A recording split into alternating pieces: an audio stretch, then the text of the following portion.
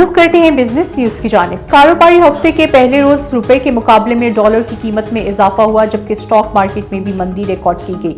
Interbank में dollar की कीमत में 25 पैसे बढ़ने के बाद 224 रुपए 65 पैसे पर बंद हुआ, जबकि ओपन मार्केट में डॉलर की कीमत में 1 रुपए 80 पैसे का इजाफा रिकॉर्ड किया गया, जिसके बाद ओपन मार्केट में डॉलर 233 रुपए 80 पैसे पर फरोख्त हुआ।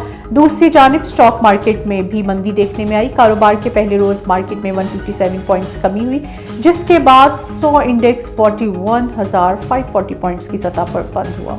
एशियाई तरक्याती बैंक ने पाकिस्तान के लिए 55 करोड़ 40 लाख डॉलर की मंजूरी दे दी। एशियाई तरक्याती बैंक की जानिब से जारी एलामिये के मुताबिक पाकिस्तान को दी जाने वाली रकम सैलाब मुतासर इलाकों में तामीर नो और मौसमियाती तब्दीलियों पर मुदाफियत पैदा करने पर खर्च होगी।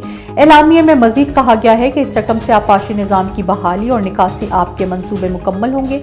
रकम सिंध, केपी और बलोचिस्तान में ट्रांसपोर्ट के निज़ाम की बहाली के मनसूबों पर खर्च होगी। बैनुल अक़वामी मार्केट में कमी के बावजूद पाकिस्तान में सोने की कीमत में बड़ा इजाफा रिकॉर्ड किया गया।